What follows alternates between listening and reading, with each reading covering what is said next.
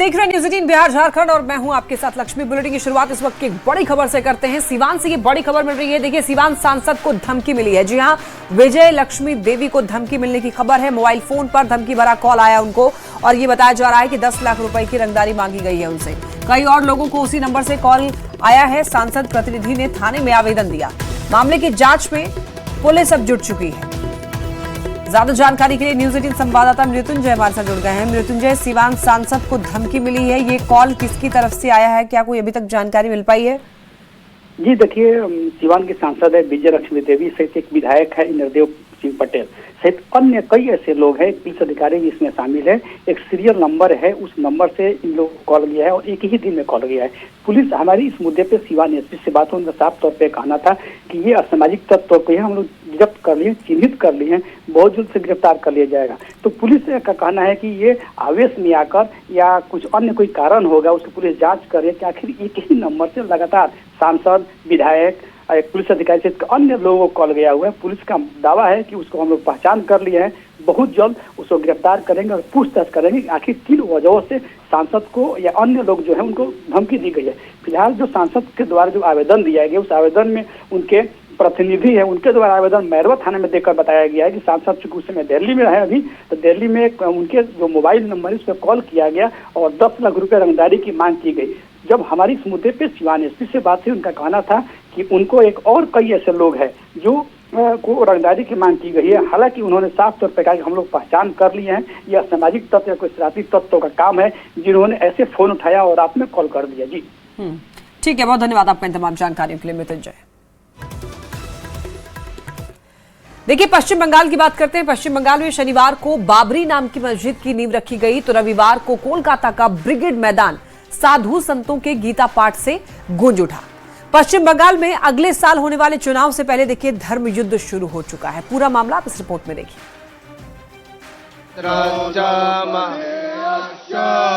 सर्वा एव महारथाः अस्माकं तो विशिष्टाय तान्निबोध द्विजोत्तमा। ये तस्वीरें कोलकाता के ब्रिगेड मैदान की, जहां पर पूरा मैदान भगवा झंडों से पटा है। मैदान में गीता का श्लोक गूंज रहा है। लाखों की तादाद में सनातनियों का जमावड़ा लगा है और अलौकिक गीता पाठ किया जा रहा है।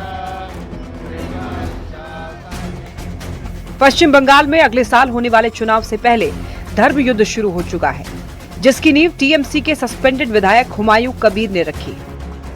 हुमायूं कबीर ने मुर्शिदाबाद में बाबरी नाम से मस्जिद की नींव रखी और इसके बाद रविवार को कोलकाता के ब्रिगेड मैदान में सनातनियों का जमावड़ा लग गया।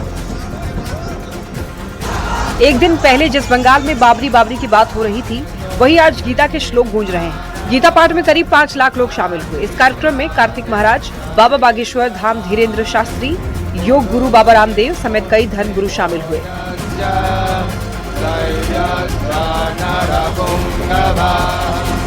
कहीं संत तलवारबाजी करते हुए दिखाई दिए तो कहीं संतों का डांस दिखा। इस सामूहिक धार्मिक कार्यक्रम का आयोजन मंडलेश्वर स्वामी की ज्ञानानंद जी महाराज की अध्यक्षता में किया गया। सामूहिक गीता पाठ कार्यक्रम में शामिल धीरेन्द्र शास्त्री ने ये कहा कि लोगों के सैलाब देखकर ऐसा लग रहा है कि जैसे कोलकाता में महाकुंभ लगा हो। सनातन एकता ही देश और दुनिया के लिए शांति का सबसे बड़ा माध्यम है। भारत में भगवाए हिंद चाहिए, गजवाए हिंद नहीं।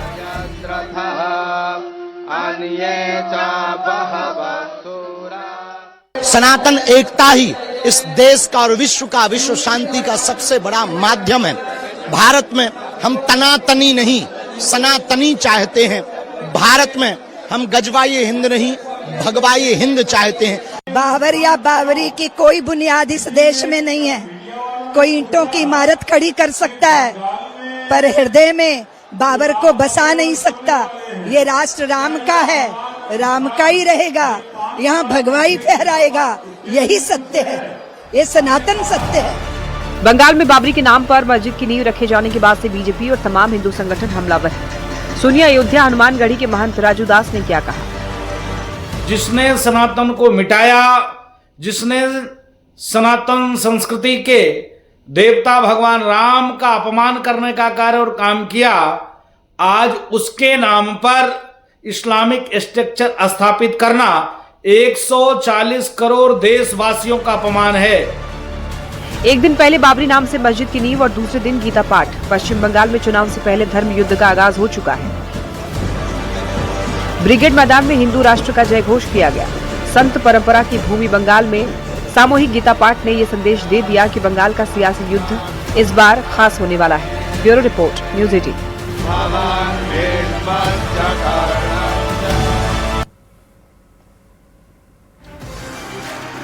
संसद में देखिए, कल और मंगलवार को वंदे मातरम के 150 साल पूरे होने पर विशेष तौर पर बहस होगी। लोकसभा में इस बहस पर चर्चा कल प्रधानमंत्री नरेंद्र मोदी दोपहर 12 बजे से शुरू करने वाले हैं। वहीं राज्यसभा में 9 दिसंबर को यह चर्चा गृह मंत्री अमित शाह करेंगे। संसद के शीतकालीन सत्र में यह बहस राजनीतिक और सांस्कृतिक दोनों ही स्तर पर महत्वपूर्ण मानी जा रही है। कालीन सत्र एक ऐतिहासिक बहस का गवाह बनने जा रहा है। राष्ट्रगीत वंदे मातरम पर विशेष चर्चा होगी। सवाल है क्यों और इसका संदेश क्या है? दरअसल इस साल वंदे मातरम की रचना के 150 साल पूरे हो रहे हैं।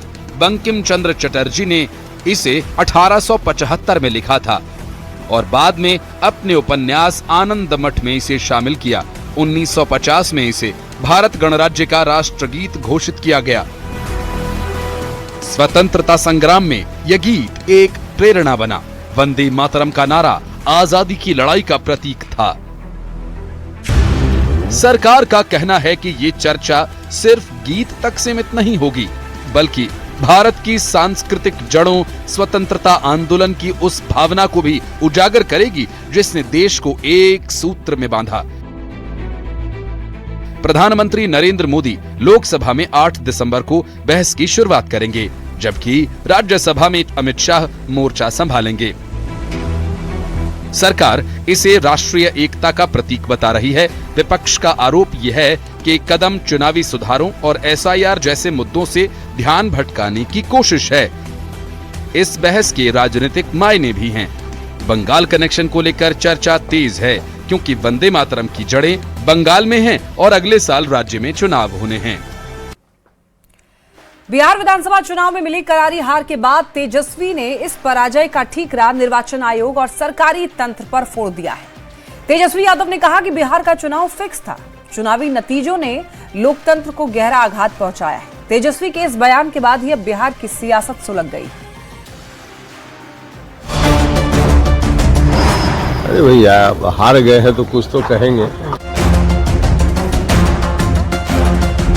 अरे भाई, कोई क्यों आप पर भरोसा करता, वोट देता, सत्ता सौंपता। बिहार विधानसभा चुनाव में करारी पराजय के बाद तेजस्वी यादव ने पहली बार खुलकर बयान दिया है। तेजस्वी यादव ने चुनाव में हार पर बड़ा बयान दिया। तेजस्वी ने कहा, चुनाव फिक्स था, लोकतंत्र नहीं, मशीनरी जीत गई। बिहार के चुनावी नतीजों ने लोकतंत्र को गहरा आघात पहुंचाया। ईवीएम में अदृश्य शक्तियां काम कर रही थी, जो बदलाव नहीं होने देना चाहती थी। बिहार में विपक्ष के लिए लेवल प्लेइंग फील्ड नहीं है। सारा सरकारी तंत्र सत्ता पक्ष के पास है, इसीलिए हम चुनाव हार रहे हैं। तेजस्वी के इस बयान पर सियासत सुलग गई है। तेजस्वी के बयान पर एनडीए ने करारा पलटवार किया है। एनडीए नेताओं ने कहा, हार की बेचैनी में तेजस्वी अनाप शनाप बोल रहे हैं। जनता का फैसला वो पचा नहीं पा रहे हैं। भ्रष्टाचार के आरोपी पर जनता भरोसा क्यों करेगी? अरे भैया, हार गए हैं तो कुछ तो कहेंगे। हार की बेचैनी में अनाप शनाप बोल रहे हैं। जनता का आशीर्वाद मिला है, जनता का निर्णय भी उनको नहीं पच पा रहा है, तो गांव में जाकर एक बार घूम कर देख लें। मतदान केंद्र की सूची ले लें, कहाँ कितना वोट किसको मिला, उसका पूरा डेटा ले लें और गांव में जाकर देख लें। अरे भाई, कोई क्यों आप पर भरोसा करता, वोट देता, सत्ता सौंपता। जब आप भ्रष्टाचारी हैं, भ्रष्टाचार आपका सिद्ध हो गया है, आप जंगल राज स्थापित करने वाले परिवार के आप व्यक्ति हैं, जो कभी विकास में नहीं विनाश में भरोसा किया, परिवार के उत्थान में किया। अदृश्य शक्ति जो उनका जो वायरल हुआ था ना, क्या बोलते हैं उसको, गाना और वो डांस और हाँ मतलब उस टाइप का जो मतलब हम अभद्र उसका हम बता नहीं सकते हैं, तो उसके कारण हुई है। क्योंकि बिहार की जनता ने देख लिया कि जो लोग अभी कुछ नहीं है, कहीं कोई ये नहीं है, वो पहले शपथ ग्रहण की तैयारी करते हैं, पहले कहाँ किनको मंत्री बनाना है उसकी तैयारी करते हैं। तेजस्वी के बयान के बाद बिहार की सियासत एक बार फिर सुलग चुकी है। विपक्ष इसे लोकतंत्र की आवाज को दबाने वाला बयान बता रहा है। निर्वाचन आयोग और मशीनरी को कटघरे में खड़ा कर तेजस्वी यादव एक बार फिर अपने ही बयानों से घिर गए हैं। न्यूज 18 के लिए पटना से धर्मेंद्र कुमार की report. Power star Pawan Singh को लॉरेंस बिश्नोई गैंग से धमकी मिली है। पवन सिंह को यह कहा गया कि अगर सलमान खान के साथ मंच शेयर किया तो अंजाम भुगतना होगा। पवन सिंह को धमकी मिलने के बाद अब देखिए सनसनी मची हुई है। हालांकि पुलिस भी इस पूरे मामले की तफ्तीश में जुट चुकी है।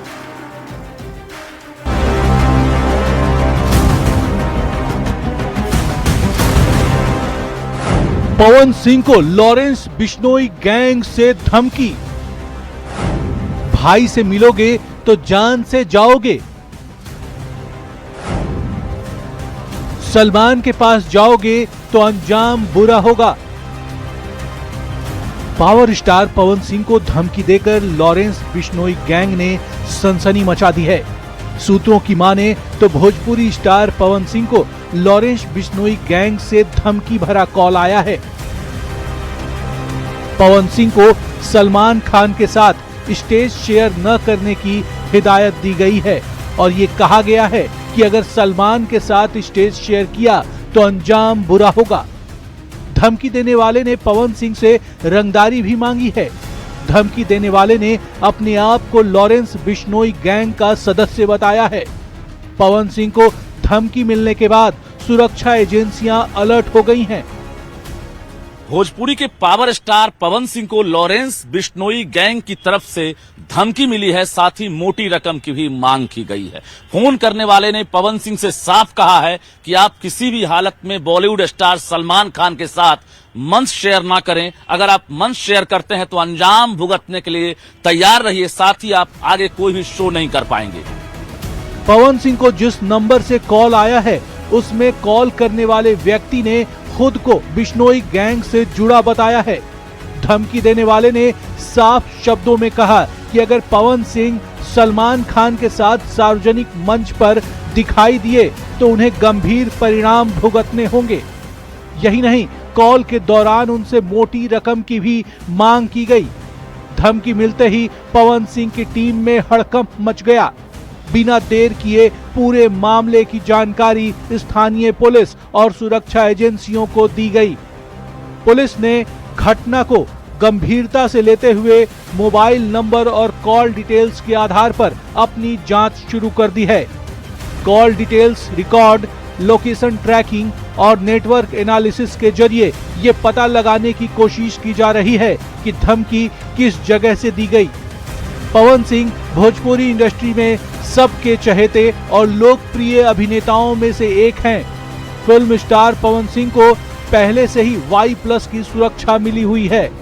लॉरेंस बिश्नोई गैंग से पवन सिंह को धमकी मिलने के बाद खलबली मची हुई है।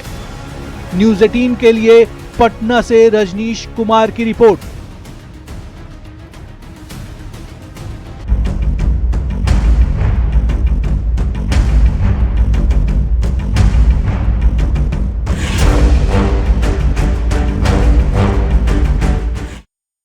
और अब बात इंडिगो संकट की करते हैं। देखिए, पूरे देश भर में आज भी इंडिगो की 650 फ्लाइटें कैंसिल रही। यात्री एयरपोर्ट पर फंसे रहे और चेक इन काउंटर पर यात्रियों की कतारें लगी रहीं। इस बीच हवाई संकट के लिए जिम्मेदार इंडिगो एयरलाइंस पर डीजीसीए ने भी कड़ा रुख अपनाया है। डीजीसीए ने इंडिगो की सीईओ को नोटिस जारी करके बिगड़े हुए हालात के लिए 24 घंटे में जवाब मांगा है। तो सरकार ने विमान किराए की अधिकतम सीमा भी तय कर दी है।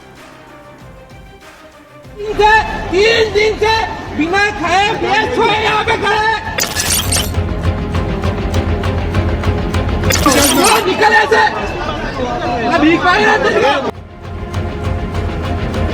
ये तस्वीरें आपको परेशान कर देगी।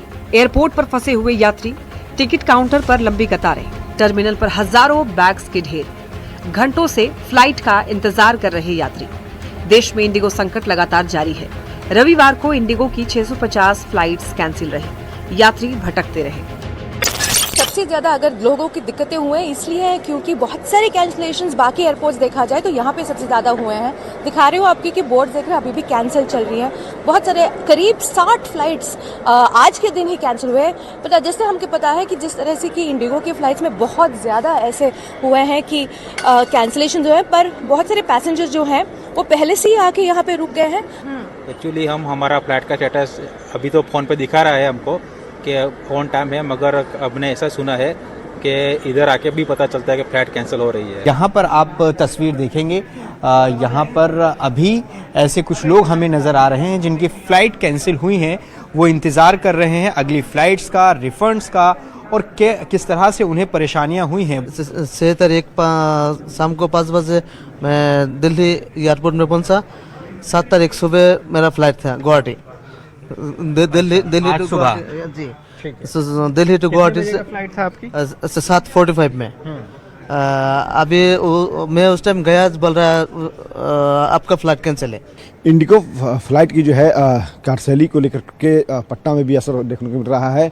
कई विमानें जो है वो रद्द हो जा रही है, तो यात्री जो है उस कारण से परेशान हैं। हालांकि जो इंडिगो के जो कर्मी हैं वो कुछ संतोषजनक जवाब जो है वो लोगों को नहीं दे पा रहे हैं। इस कारण से लोग जरूर थोड़े परेशान हैं। रविवार को हैदराबाद एयरपोर्ट पर 115, मुंबई एयरपोर्ट पर 112, दिल्ली में 109, चेन्नई में 38 और अमृतसर में 11 फ्लाइट्स कैंसिल हुई है। देश भर में हवाई संकट के लिए जिम्मेदार इंडिगो एयरलाइंस पर डीजीसीए ने कड़ा रुख लिया है। डीजीसीए ने इंडिगो के सीईओ को नोटिस जारी कर बिगड़े हुए हालात के लिए 24 घंटे में जवाब मांगा है। डीजीसीए ने इंडिगो संकट के लिए सीईओ को जिम्मेदार बताया और इंडिगो के ऑपरेशन और मैनेजमेंट में गंभीर चूक बताई है। तो सिविल एविएशन मिनिस्ट्री ने निर्देश दिया है कि वो फ्लाइट कैंसिल होने से प्रभावित पैसेंजर्स को सभी पेंडिंग रिफंड क्लियर करें। तो इंडिगो संकट की वजह से हवाई किराए में हुई बढ़ोतरी के बाद उड्डयन मंत्रालय एक्शन में आई और मंत्रालय ने उड़ान का अधिकतम किराया तय कर दिया। सरकार ने तुरंत प्रभाव से किराया बढ़ाने पर रोक लगा दी है। अब 500 किलोमीटर की दूरी तक अधिकतम किराया 7,500 रुपए तक, 1000 किलोमीटर की दूरी तक अधिकतम किराया 12,000 रुपए तक, 1500 किलोमीटर से अधिक दूरी पर अधिकतम किराया 18,000 तय कर दिया है। वहीं इंडिगो की तरफ से कहा गया है कि 10 दिसंबर तक अपने नेटवर्क के स्थिर होने की उम्मीद कर रहा है। इंडिगो की फ्लाइट कैंसिल होने के बाद देश भर के एयरपोर्ट पर हजारों हवाई यात्री फंसे हुए हैं। बड़ा सवाल है कि इंडिगो का संकट खत्म कब होगा। Bureau report, news 18। झारखंड विधानसभा के शीतकालीन सत्र का कल दूसरा दिन है और कल सदन में अनुपूरक बजट रखा जाएगा। 4,500 करोड़ का अनुपूरक बजट पेश होने की संभावना है, जिसको लेकर बीजेपी ने राज्य सरकार के अनुपूरक बजट पर निशाना साधा है। कहा राज्य सरकार मूल बजट का पैसा खर्च नहीं कर पा रही है। झारखंड विधानसभा का शीतकालीन सत्र, सदन में हंगामे के आसार, अनुपूरक बजट पर सवाल क्यों? 4,500 करोड़ का अनुपूरक बजट। जी हां, झारखंड में इस मुद्दे को लेकर सियासी पारा हाई हो गया है। बीजेपी हेमंत सरकार पर हमलावर है और आरोप लगा रही है कि राज्य सरकार मूल बजट का पैसा खर्च नहीं कर पा रही है, जिस पर कांग्रेस ने भी अपनी राय रखी है। सबसे बड़ी बात है कि खजाना खाली होने का रोना क्यों रो रहे हैं? इसलिए रो रहे हैं कि ये केंद्र से मिलने वाली जो राशि है उसका उपभोग नहीं कर पाते, उपयोग नहीं कर पाते हैं, और करते भी हैं तो उसका उपयोगिता प्रमाण पत्र देते नहीं हैं, जिसके कारण केंद्र की राशि मिलती नहीं है। सरकार की आवश्यकता के अनुरूप अनुपूरक बजट लिए जाते हैं और उन चीजों का प्रावधान किया जाता है जो मूल बजट में छूट गए होते हैं। इसीलिए आवश्यक है सरकार को विकास कार्यों में गति देने के लिए कि वे अनुपूरक बजट लेकर के आए। दरअसल 5 दिसंबर से शुरू हुआ झारखंड विधानसभा का शीतकालीन सत्र 11 दिसंबर तक चलेगा। 8 दिसंबर का सत्र बेहद अहम है क्योंकि इसी दिन हेमंत सरकार अनुपूरक बजट पेश करेगी। 9 दिसंबर को अनुपूरक बजट पर चर्चा होगी और इसी दिन विनियोग विधेयक लाया जाएगा। 10 दिसंबर को प्रश्नकाल के अलावा राजकीय विधेयक आएगा। चर्चा के बाद पारित होगा राजकीय विधेयक। शीतकालीन सत्र के दौरान सदन के अंदर और बाहर सरकार को घेरने के लिए विपक्ष तैयार है। हेमंत सरकार के 1 साल पूरे होने पर उसके कामकाज, जनता से किए चुनावी वादे, युवाओं को रोजगार देने के वादे समेत कई मुद्दे शामिल होंगे। मुद्दे ही मुद्दे हैं, इतने तरह के मुद्दे हैं कि उसके लिए सत्र का ये दिन ही कम पड़ जा रहा है। और सत्र सरकार जानबूझकर कम रखती है ताकि मुद्दे उठे नहीं, और सरकार भी जवाब देने में कोताही करती है, जवाब नहीं देती है। कुल मिलाकर ये कहना गलत नहीं होगा कि ये बस झांकी है। असली हंगामा तो अभी बाकी है, जिसके लिए सत्ता और विपक्ष दोनों ने कमर कस ली है। न्यूज़ 18 के लिए रांची से संवाददाता संजय सिन्हा की रिपोर्ट। और अब बात करते हैं गैंगस्टर मयंक सिंह की। अजरबैजान से गिरफ्तार कर झारखंड लाए गए गैंगस्टर सुनील मीणा उर्फ मयंक सिंह पर शिकंजा कसता जा रहा है। गैंगस्टर को अब दूसरे राज्यों की पुलिस भी पूछताछ के लिए रिमांड पर ले सकती है। इसे लेकर दूसरे राज्यों की पुलिस एटीएस से कांटेक्ट में है।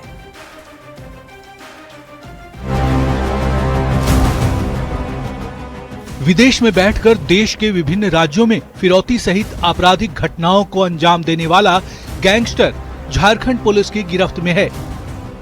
अब पूछताछ का दायरा बढ़ेगा और कई नए खुलासे होंगे, क्योंकि दूसरे राज्यों की पुलिस भी गैंगस्टर से पूछताछ करना चाहती है।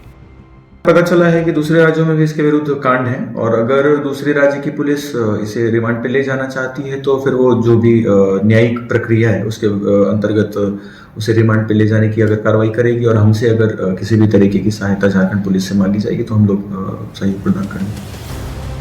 बता दें कि झारखंड के साथ साथ अब दूसरे राज्यों की स्पेशल पुलिस ने भी गैंगस्टर मीणा के खिलाफ दर्ज मामलों की फाइल खोल दी है। और इसी के साथ इस बुलेटिन में फिलहाल इतना ही। खबरें लगातार जारी है, आप देख रहे हैं न्यूज़ 18।